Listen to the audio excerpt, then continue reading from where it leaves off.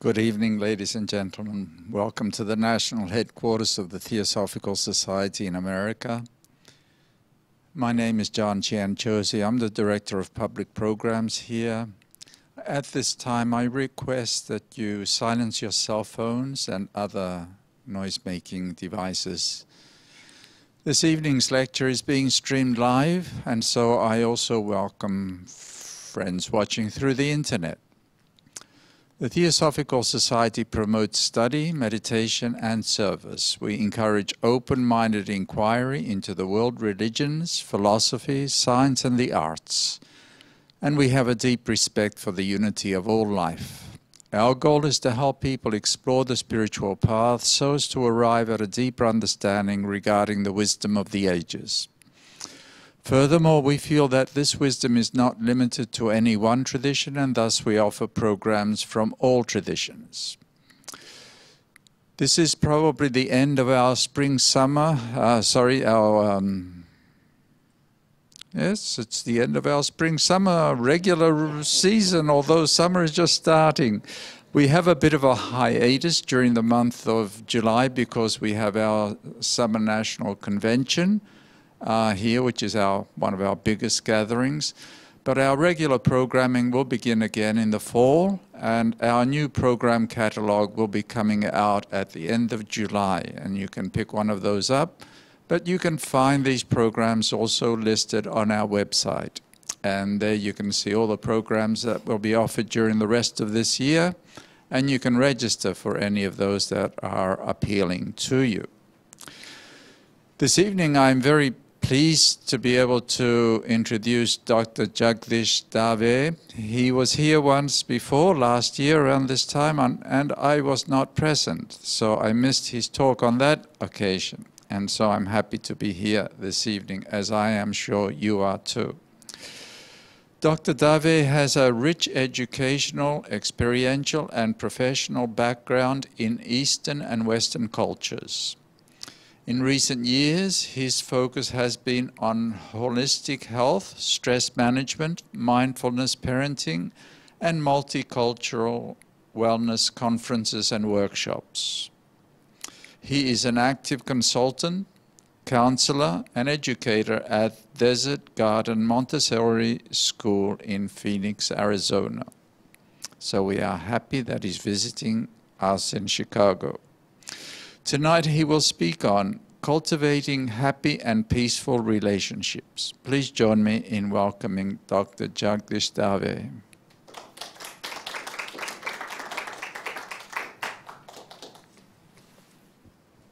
Thank you very much, and namaste. I'm very happy to be with all of you. And I want to thank Theosophical Society for inviting me to be with you. It's my privilege and honor to be with you. This is 1 hour lecture, 1 hour lecture. So I'll try my best to cover as much as I can in 1 hour. And I would request you to, when I talk, listen to me as fully as you can. And if questions arise in your mind, you may write it down. And I would then have a segment for question answer. So, because I would really like to hear you and what questions arise in your mind. So we will do that. So John, will you please help me that I'm 94 years old, so I tend to forget things. So please help me that the first 40 years or 40, not years, but 40 minutes, I will do the presentation, and then maybe 15 minutes of question answer and the 5 minutes kind of summation. So it's your responsibility. Thank you. So what I really want to share with you is a kind of a journey I'm going through, because it is my experience of spending many years in India as well as in America that we are all journeying. And so I would like to introduce this journeying concept by singing a poem that I wrote when I was in India. Now you won't understand it except maybe a couple of people who are sitting there, you may. So it is in Gujarati, which is my mother tongue. So it's a poem in which I aspire to walk on the path of light. That's the theme of the poem. And we are all pilgrims of light. That's my experience spending many years here, that we are all looking for light. And we are all pilgrims of light. So I will sing it in Gujarati and translate it into English.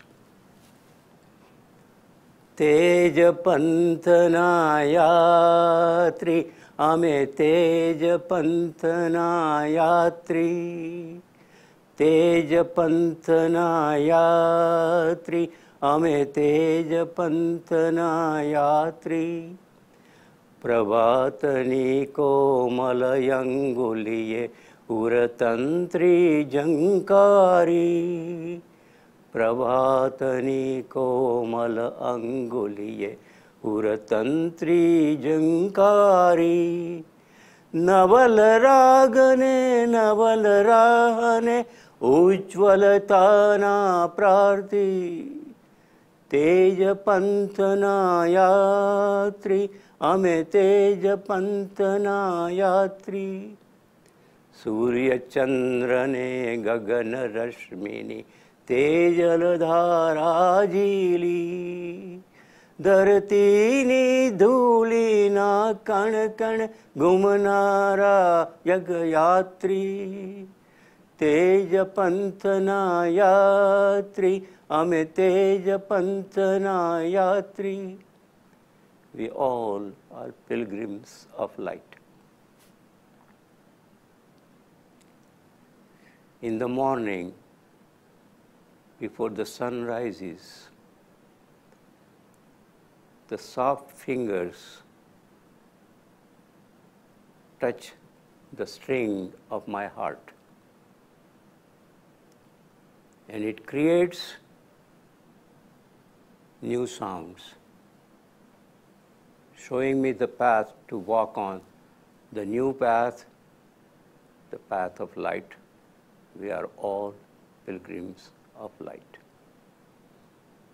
The luminous energy of the sun and the moon is showering blessings upon me, blessings upon us. Though my head is touching the sky, my feet are firmly planted in the Mother Earth. I bow to the Mother Earth, ask for her blessings to guide me and help me on this path. We are all pilgrims of light. I'm sharing this with you because this is what my path is.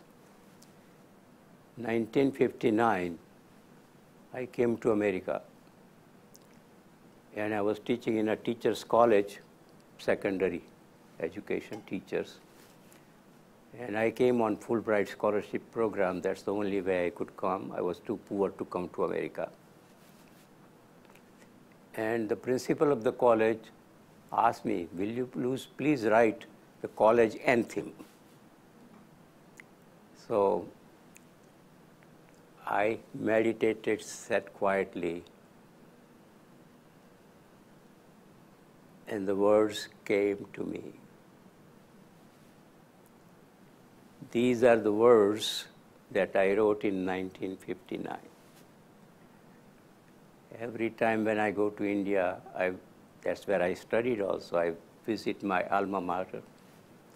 Last year I went there, and the principal took me to the assembly hall. It's about 45 minutes, the students come together and have a kind of a welcoming spiritual talk, dialogues. So this principal introduced me that here is Dr. Davé, who was a student here and a professor here.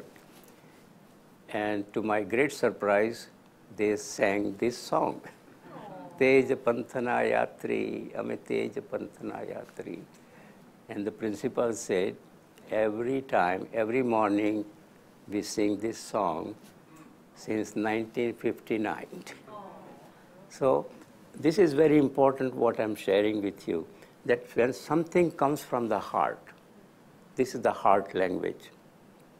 And that's the language that connects us, regardless of outward features and differences, or even religious orientations.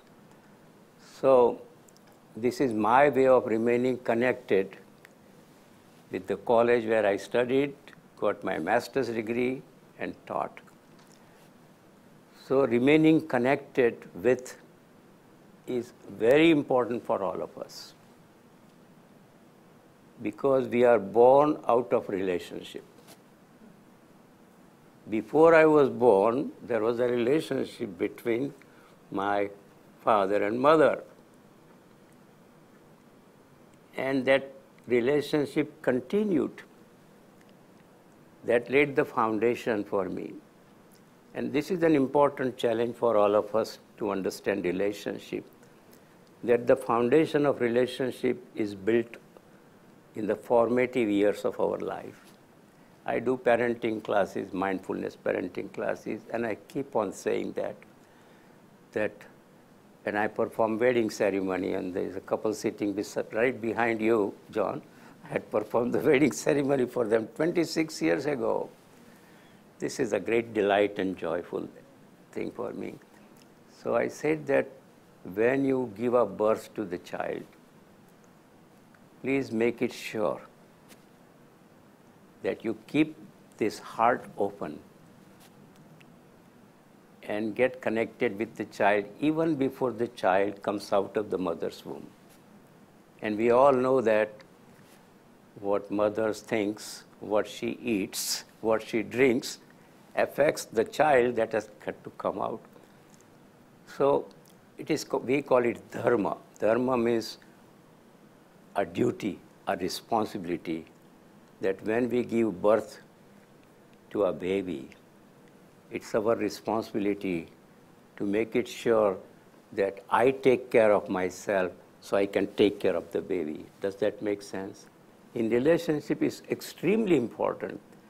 If I don't take care of myself and take care of my child or baby, my energy is going to be drained.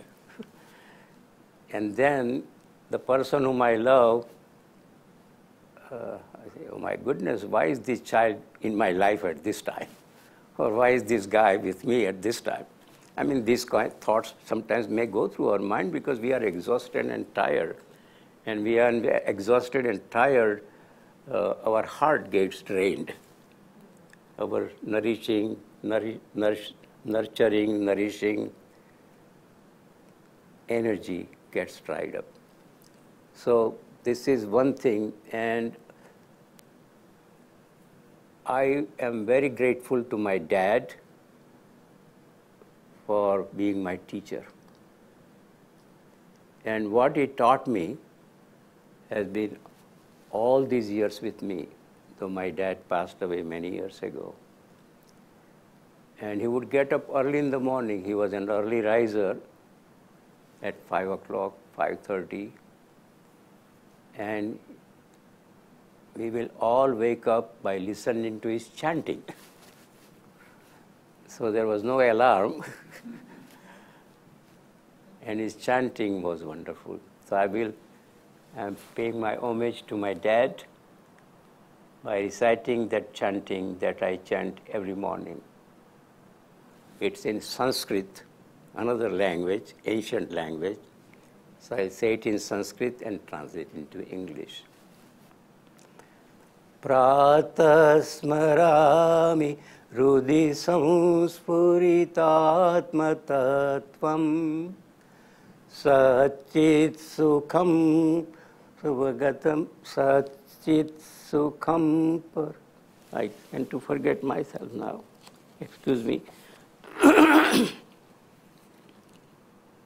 Pratasmarami rudi sanspuritatma tattvam Satchit sukham parama hamsagatim turiyam Yat swapna jagarat suptamaveti nityam Tad brahma nishkalamaham nacha bhuta sangha. This chanting was written by Shankaracharya, one of the greatest spiritual teachers born 700 years ago in the southern part of India. So this chanting is very, very wonderful. The meaning is, every morning, let me remember that the energy that vibrates in my heart center is the same energy that vibrates in the heart of the cosmos. It's that energy that gives birth to me, nurtures me, takes care of me when I say goodbye to the world. It is that energy that is at the substratum of all states of consciousness. The wakeful state of consciousness, the dream state of consciousness, the sleep state of consciousness, and one that goes through all the three states of consciousness and beyond that. It's a transcendental state of consciousness. That is a state of consciousness that awakens me and that helps me to walk on the path of light. I am that and not the collection of matter. That's what I learned from my dad. I recite that every morning. And the last thing, I'm giving you this song in order to make some points about relationship. And one of the points, as I was pointing out in the first song, is we all need to have an aspiration, intention. How do I want to live my life? This is one life I have. How am I going to live my life? That question is for everybody. At some stage, that question becomes more and more pronounced and important. When I was a child, that question didn't. The question was, what am I going to get? Where am I going to go to play? At that age, this question didn't arise in me. But as I started getting somewhat older and older, this question became very important. Why am I here? What's the purpose of being here? What is the meaning of here? How can I live a meaningful life? A meaningful life is really joyful life. A meaningful life is really happy life, according to me. And I found my purpose when I was 18 years old. It occurred to me I'm going to be a teacher. And I followed that path. And I know that teachers were not paid in India at that time. We were in a poor family, so it was difficult sometimes to make both ends meet. But I chose that path. Sometimes it's a less traveled path because there is not much money, so people don't go on that path. So that's something I'm sharing with you, that if we really find a meaning and purpose in our life, in relationship also, we join our hands together and explore this very important question. Why am I here? What's my purpose? How can I accomplish, not only aspire, but accomplish that purpose? So this is very important, knowing the purpose of life. The second important point I made is we need to remember every day the cosmic source of energy.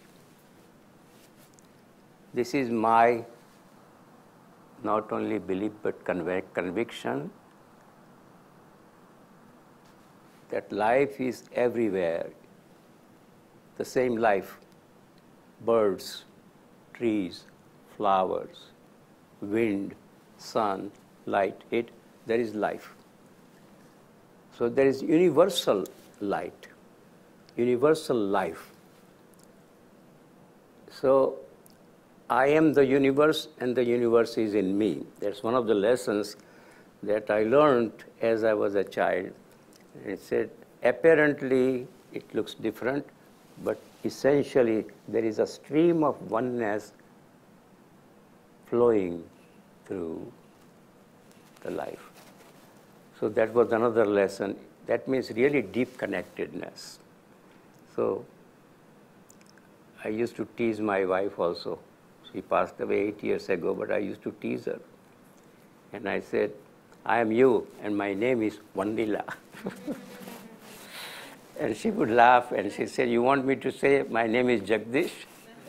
But I was making a point that we are all one. We are all one.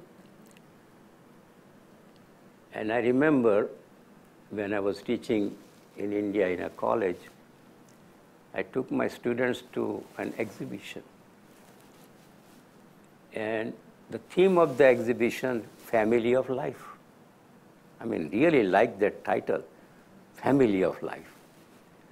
And as soon as I entered, there was a poem that drew my attention. There is one man in the world, and the man's name is all man. There is one woman in the world, and the woman's name is all woman. There is one child in the world, and the child's name is all child. And then I added line to this poem. There is one life in the world, and the name of that life is all life. The poem was written by Carl Sandburg from Illinois. I didn't know that there was Carl Sandburg because I didn't know about American poets. But the point I'm making here, please try to understand that the basis of relationship is how can I relate to you that causes this deep connectedness within us. How do I sustain it? How do I maintain it? Not when I was married and I went to the honeymoon and it was wonderful, lovey-dovey. But how do we maintain that thread of connectedness is really profound relationship. That relationship brings deep joy, deep peace, and deep happiness. Not comes and goes. There is a thread. Even though my wife is not physically present, I still feel connected with her, if it makes sense to you. This is a spiritual connectedness. So when we talk about relationship, I am talking about this. And we may not be able to blossom our life in 3 days or 5 days, but there is a Zen teaching that I like very much. Hasten slowly. Hasten slowly. If it makes, it's a paradox. But that's my experience also, that if I really want to walk on the path, I really need to walk slowly. Not rush, rush, rush, rush. In relationship, this is very important. Very, very important. In my mindful parenting classes, this question comes up. You love your children. I don't have any doubt in my mind. How many times you look at your children? Really look. How many times? Important question. You love your children. So how many times you spend to look lovingly at your children? How many times? Good question. How many times you spend lovingly at your spouse? How many times you spend lovingly at your grandparents? How? These are very precious beings in our life. Is that not so? So, this is extremely important to me, and I'm sharing that if we really want to cultivate nourishing, healthy, peaceful, joyful relationship, we need to have quality time. I don't have time when that thought goes through your mind. Please pay attention to it and don't be caught up in that thought. This is called mindfulness. Isn't that so? I become mindful of my own thought. I remember Mahatma Gandhi's statement. He says, thoughts arise in our mind. From thoughts, feelings arise in our mind. Feelings and thoughts result in action. Action becomes habits, and habits decide our destination. Now that was a very powerful statement. I really deeply thought about it because it comes from one of the spiritual books that we have is the Gita, the Bhagavad Gita. That's our spiritual book. And in that book there is a beautiful line, Manaha eva manushyanam karanam bandha mokshayoho. Mind causes binding and mind causes freedom. Think about that. Mind can cause a cage for me, and mind can cause freedom for me. How are you using your mind? That's an important question, very important question.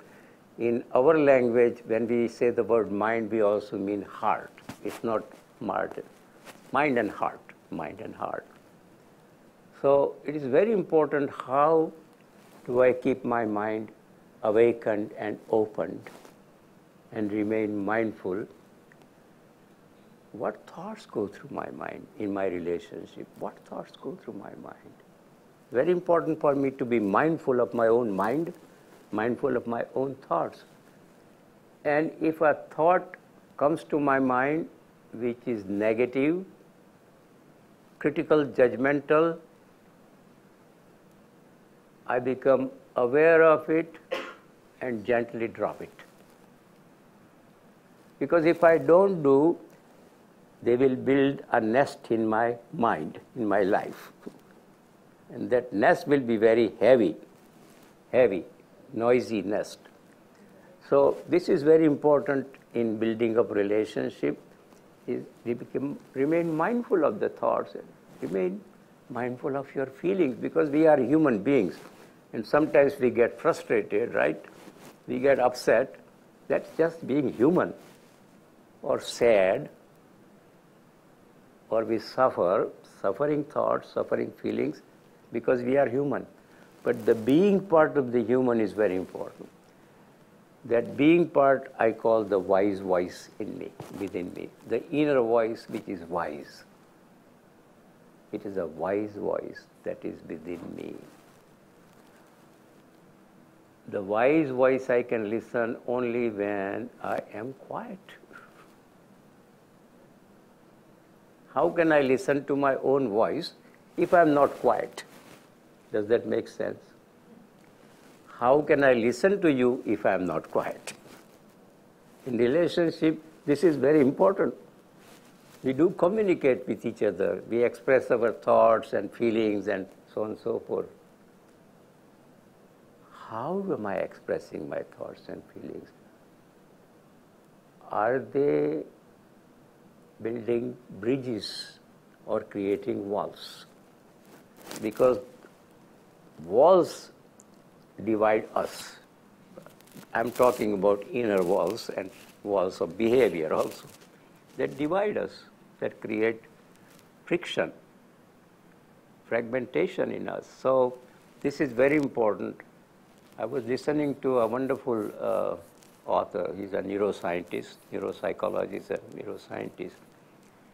And he wrote a wonderful book, Yes, Brain. That's an interesting book to read. So I was listening to him, and he said, I'm going to do an experiment. I'm going to do an experiment right here. Are you ready? Are you all ready for the experiment? Okay. I'm going to say the same word 9 times. You listen to the word and become mindful of what happens in your mind, thoughts, feelings, bodily sensations. What happens? Are you ready? No. No. No. No. No. No. No. No. No.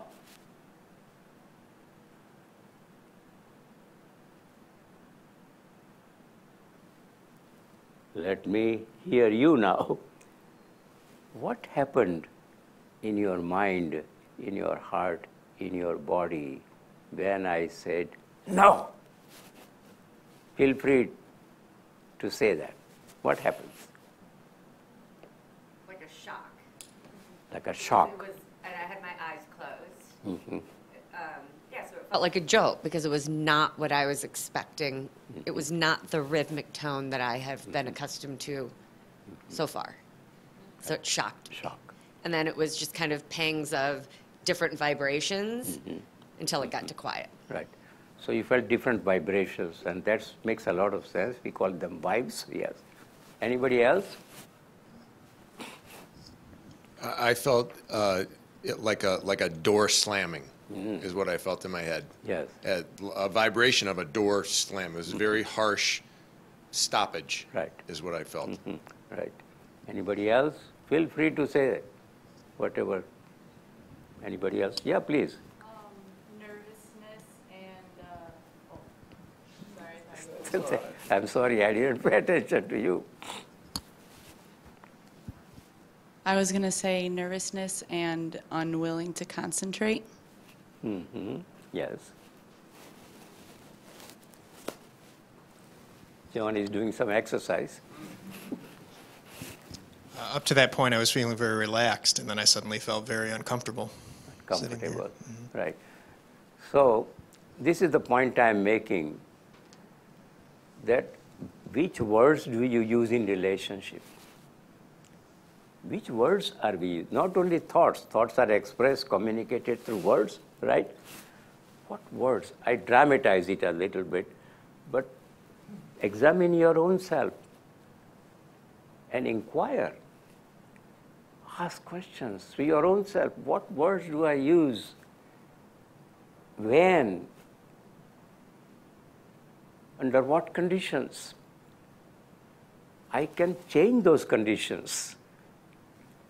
I can make a change in me. Now let me say another part of this experiment. Ready? Yes. Yes. Yes.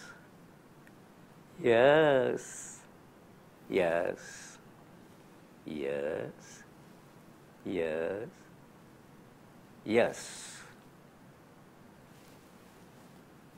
Tell me, what went through your mind, heart, body? Want to say something? Yeah, please.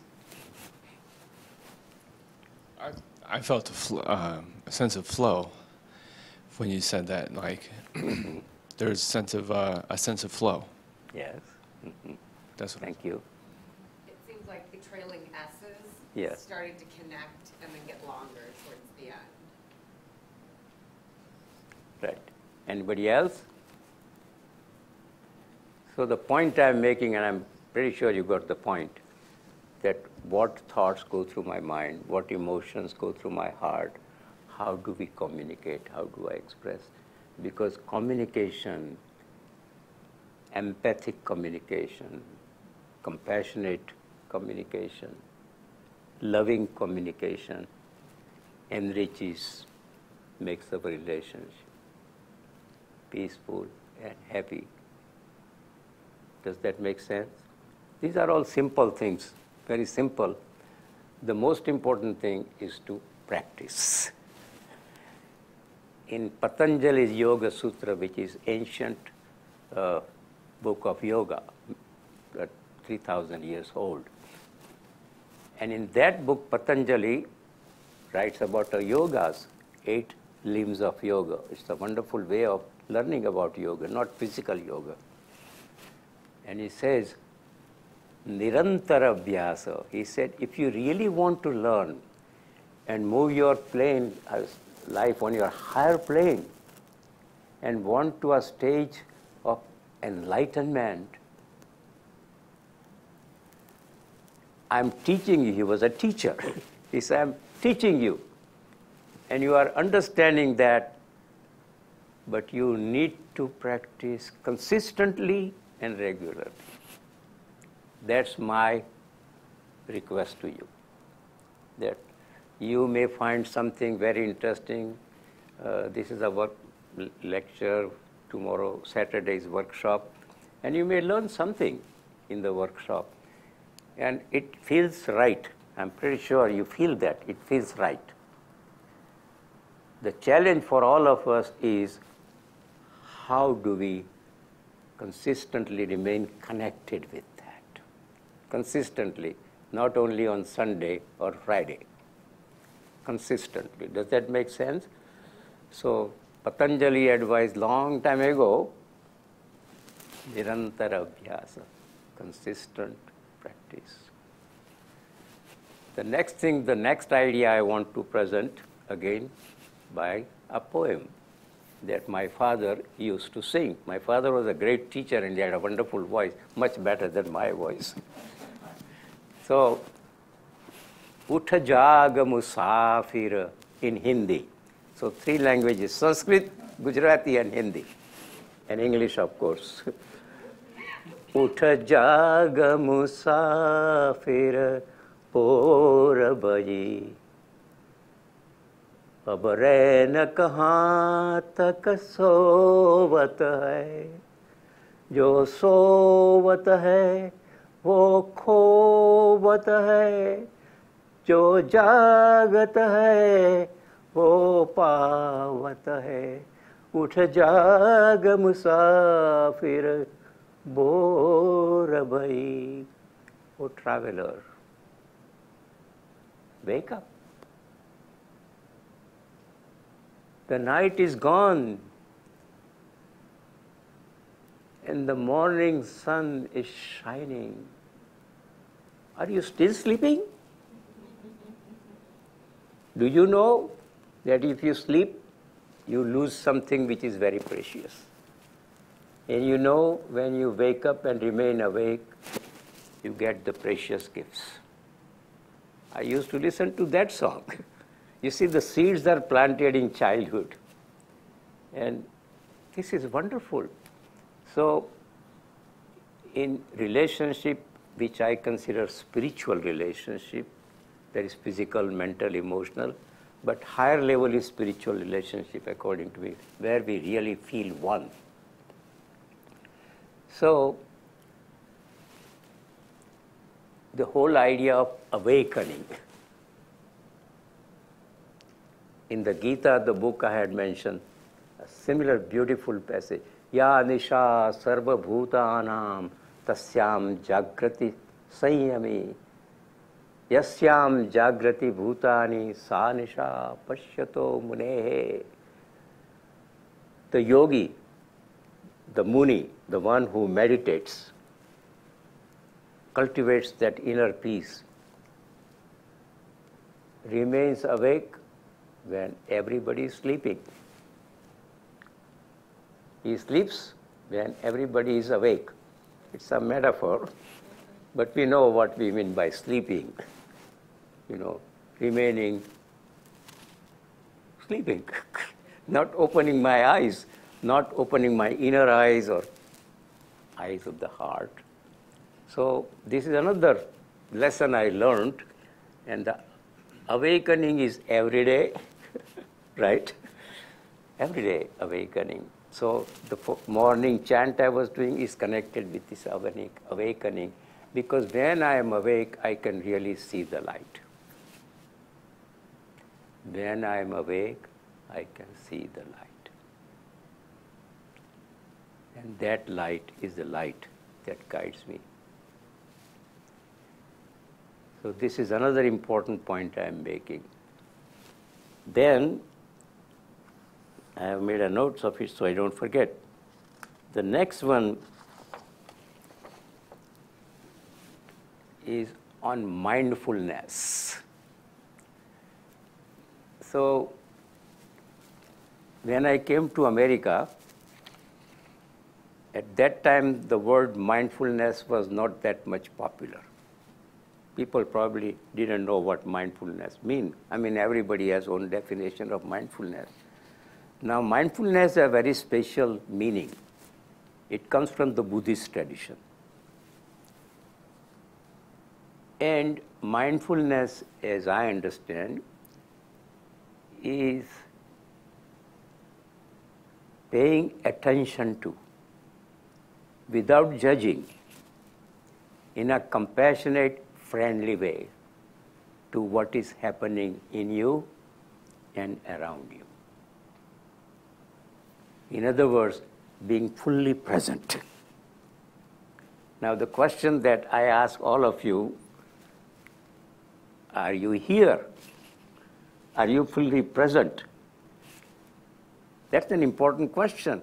It's kind of a nice reminder to ask me, where am I? Right? Am I here? Am I in the past? Am I thinking about the future? Harvard research shows that 47% of the time our mind wanders. 47% of the time, mind wanders. Probably John's mind and my mind don't wander that much, because I think I know you, that we are practicing something that keeps us awake and keeps us focused and keeps us centered. I don't know all of you, so I am not making any judgment about you. But I think people who are on this path, that's my experience also, that my mind doesn't wander. Most of the time, my mind is in the present. So that's mindfulness. And when my mind wanders, I relate to my own mind compassionately. Not, here you go again. No, not that. It's like, this is very important for all of us, isn't that? So I can become my own enemy. So that kind of judgment is very harmful to me, and unfortunately, what is inside comes outside. Isn't that so? If I have a judgmental mind and judgmental heart and critical heart, then it's going to come out, inside out, as we call it. So in mindfulness, it's not only me, but the people in my life, my child, my brother, my mother, if I have a wife, my wife, even my neighbor. What goes through my mind when I look at my neighbor? Look, he has not cleared up his lawn yet. He is creating mess. Now, that's a judgmental thought in my mind, really. Now, I may have that thought in my mind, but it doesn't have a judgmental thought. In fact, I may think about it, he must be very busy and tired, that's why he didn't have time. So, I mean, that's kind of a somewhat empathic state of mind rather than look what he's doing. So this is another important aspect of mindfulness, is that empathy and compassion. Become friendly to your own self. And if you are friendly to your own self, you'll be friendly to others. That's my understanding and experience. So again, remain mindful of that. I like one poem that I would like you to listen to. He's my favorite poet. You might have heard his name, Jalaluddin Rumi. Rumi is a Sufi poet. And I like this particular poem. The title of the poem is The Guest House. The Guest House. This being human is a guest house. Every morning, a new arrival, a joy, a depression, meanness, some momentary awareness comes as an unexpected visitor. Welcome and entertain them all, even if they are cruel and bring sorrows and violently sweep your house empty of its furniture. Still treat each guest honorably.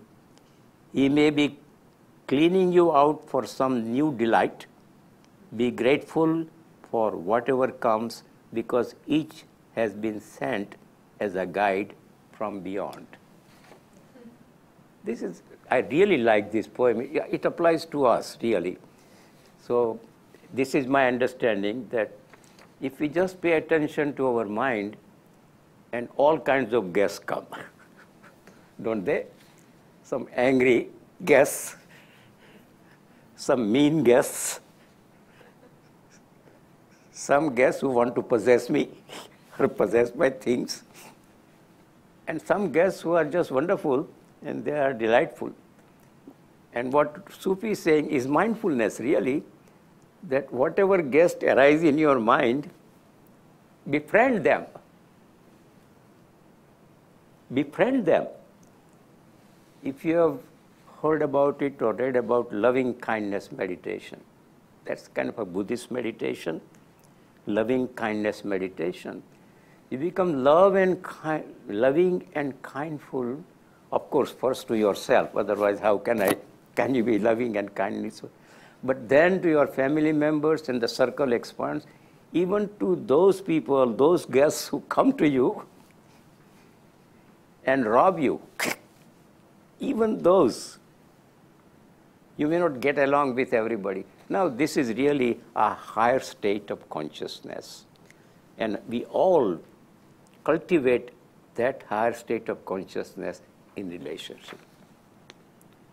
In relationship. We can all cultivate that, because it is based on a basic premise that we have innate goodness, innate tenderness. All of us have innate goodness.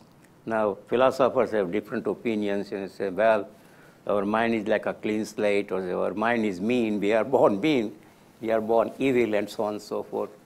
There is a different take here, that all of us have innate goodness, innate tenderness. So what happens to our innate goodness and innate tenderness? I said, no, no, no, that is not tender. What happens? What happens to that inner tenderness, inner goodness? And we all know that what kind of experiences we go through from important people in our lives. This is the conditioned mind. In the mind condition, it becomes very habitual, like Gandhi was talking about. So it is very important for me to cultivate that climate within my own self, because the seeds of growth and development are already in the soil of my heart. Kindness, goodness, love, compassion, tenderness, they are all in my heart, in the soil of my heart. Now, it is my duty for me as well as my duty for my children and important people in my life to water, to provide nurturing water to the seeds. Does that make sense? So that's what makes the relationship really blossom and continue blossoming, is paying attention and getting connected with the seeds that I have, the innate goodness, innate kindness, innate love. Now, love is a loaded word, as you know. It has many meanings. I love my car is another way of using word love. Or I love you from the bottom of my heart is another way, another meaning of word love. So here we are using love, something that really is universal, something that is deep down within me, and it needs to be nurtured, it needs to be cultivated. So that's another important aspect of mindfulness. And we don't have much time, otherwise I would have really liked you to go through a deep meditation, but we'll do that in workshop if you are interested in coming this Saturday. So the last important thing I want to talk about is, if you really want to practice and cultivate that climate within us, if you want to clear up your lenses to see things clearly, that mindfulness is really, that is clarity. Sati, clarity, that's the Pali word. Is Sanskrit and Pali are similar to some extent. So that is Pali. In Buddhism text teachings are in Pali. So if you really want to do that, I would encourage you to meditate. Find time, even for 5 minutes every day. Whole week, whole month, whole year, whole life. Just for 5 minutes. Just take your time, settle down, gently breathe in and breathe out. It will create that calmness, quietness. It will create that room within you to open up your heart, to open up your mind. So that I do, and I encourage everybody to do that. Maybe just 5 minutes, slowly and gradually you can increase and make it. Once you really do that, you will say, wow, it really makes my mind quiet and clear or peaceful. The second thing I would encourage you to do is to use mindfulness in everyday life. It will be easy for you to do that if you meditate for 5 minutes, 10 minutes. So those two things I would advise you to do. If you do it with your partner, just for 5 minutes, your own way of meditating. People have different ways of meditating.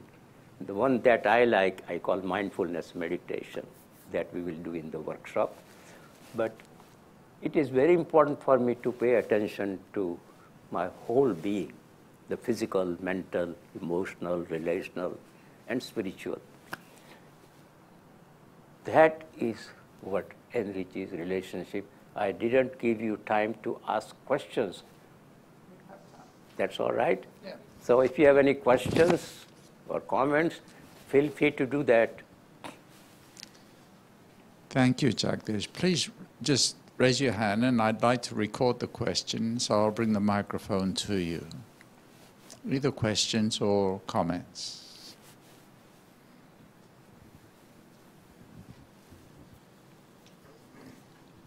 Thank you so much for a wonderful talk.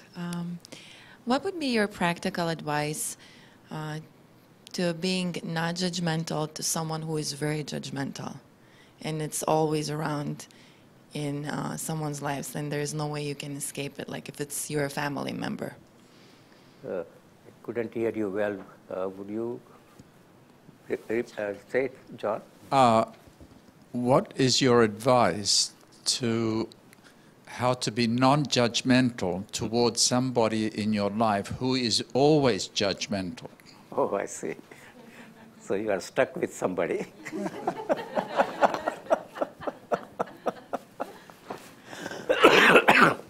The first advice will be, judge not the person who is judging.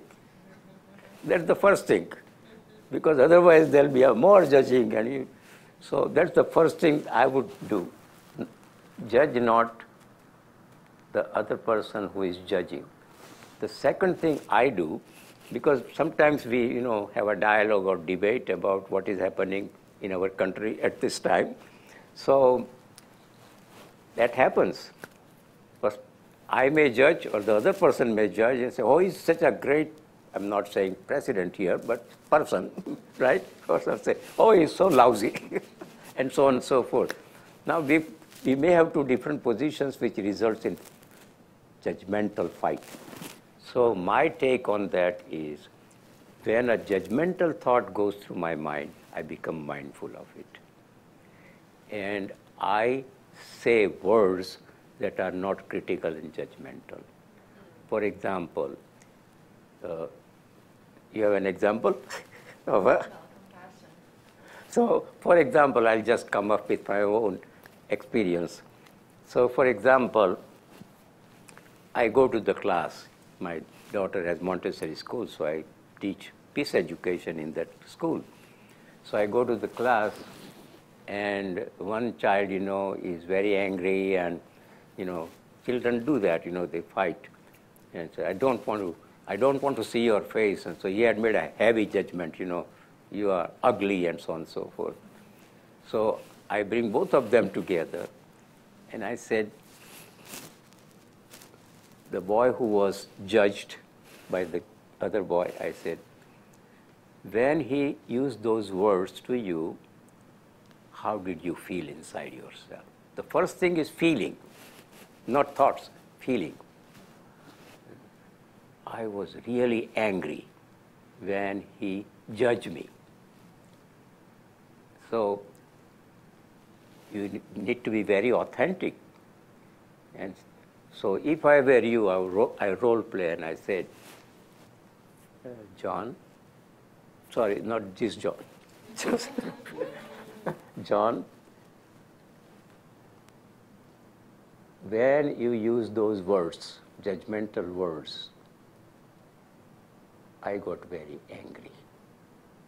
Now, we are not fighting here, we are communicating. I got very angry. I would request you, say things in a different way. So what would that be? So again, I role play and say, well, you asked me to see you at this time, and I was waiting, and you didn't come. So you are a very careless person. You don't like me, etc. So how do you say that? If you say that, but first of all, I say, just become a little quiet, take a couple of deep breaths, pause, right? Pause. And then something inside yourself comes. You say, I was waiting for you, you didn't come, so I was very upset, or I was worried about you. You see the point I'm making here? So we don't get caught up in that judgmental cycle, which is a vicious circle. So how can we turn the vicious circle into virtuous circle? I mean, that's one way of doing it. Did I help you? Thank you. Anybody else has a question, comment? Either I'm a great teacher and I taught things so easily, or you are not mindful. Yeah. Thank you very much for this lecture. I was going through the handouts that you gave us, and there is a point here that talks about forgiveness. And I think that it is an important point, and I would like to hear in a nutshell, from your own words, what you meant by forgiveness as a point of building this peaceful relationship. Forgiveness. Mm-hmm. Thank you for asking that question. It's a very, very important question. And my take on forgiveness using mindfulness paradigm is I sit quietly. The first important thing, I need to be quiet. I sit quietly.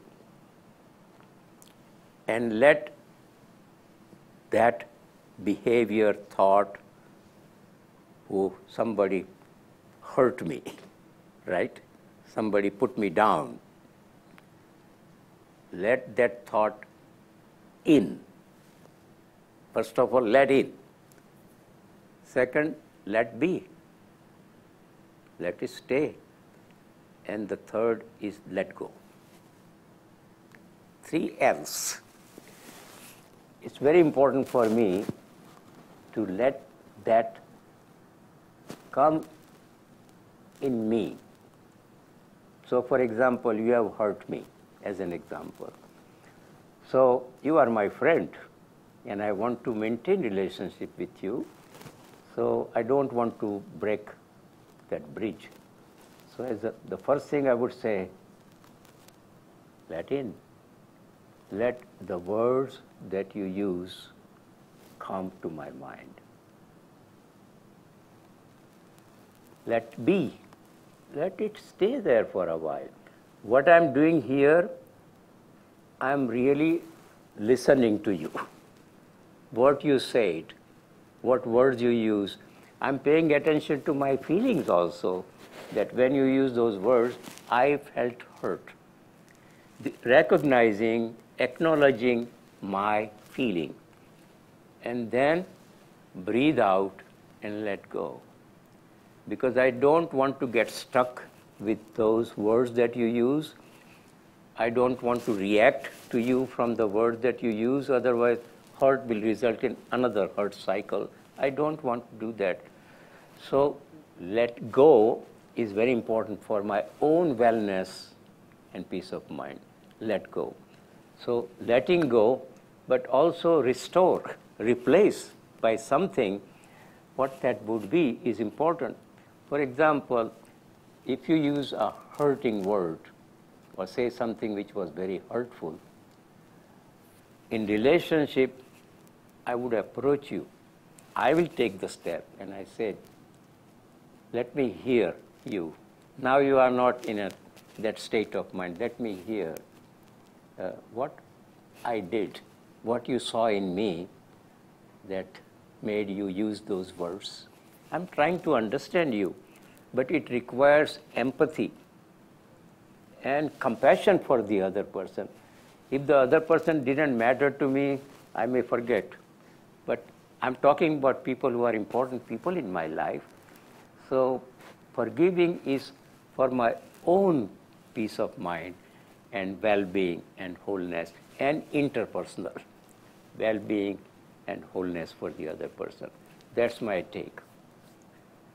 Not that I'm condoning your words or action, not I'm condoning, but I am using a way of working on myself with you. And both of us work on that. And then you may say, you said this, and that's why, this thought went through my mind, and I said that to you, and so on and so forth. Does that help you? I think it's very, very, very important. Forgive. What does forgive mean? is very important, extremely, in relationship. Otherwise, the relationship goes down the drain. Any other question? Or all of you have perfect relationship? Well, what I would say is also with forgiveness, in any relationship, Yes. there are two people. You have to learn to understand the manner in which the other forgives. Yes. And it's not for one to become the other in that way. It's really much more of an accepting way to get to the right level of forgiveness. Right. That's 26 years of marriage, folks. 26. That means you must have forgiven him. He must have forgiven me. Of course. Right? It's a two-way street. There you go. Right. Thank you. Any burning question? Question that may be going through your mind, or comment?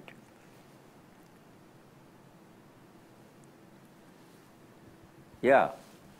You help take us to that space that's not thinking. Hold on, let me. You helped reach that space in us that's not thinking all the time. So we're fulfilled with what you gave us. I'm fulfilled with what you gave us. Thank you for your teachings. Thank you. Thank you very much. Namaste. I really appreciate you all coming here. And when I teach, I also learn. So it's a two-way street. When I teach, I learn, and that also expands my mind and heart both. So I thank all of you for being here and helping me also grow as a teacher. Thank you. Namaste. Thank you, Dr. Davé. And thank you all. We're just full of thank yous. We had a teacher last week who said, don't say thank you. You should say thank us. That's all. But Jagdish will be offering a workshop on Saturday morning from 10:30 a.m. to 12:30 p.m. So just a couple of hour workshop on mindfulness for peaceful relationships, some of the actual techniques and practices that he spoke about this evening. If you can, if you are able to, please join us on Saturday morning, 10:30.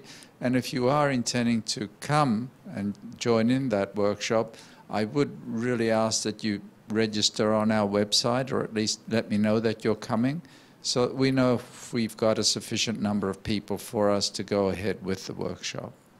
One more request I had. I gave you these handouts. There's a lot of things there. What I would suggest you to do, you read those handouts, and then in the workshop, we may have more time to talk about that also. So, and also I have given my email address, so you can, I always welcome your comments or questions. Excellent, thank you. And we do have one other thing on Saturday, and that's in the afternoon, a more light-hearted one. It's the Spirit Circle drumming. It's a drumming circle. That's from 3 to 4:30. We've been doing these every now and then, at least one a season. They're kind of fun and very good for bonding, bringing together people, doing something enjoyable. So thank you all for coming this evening. Please stay and have some refreshments, and then, of course, continue the conversation with Dr. Davé. Thank you.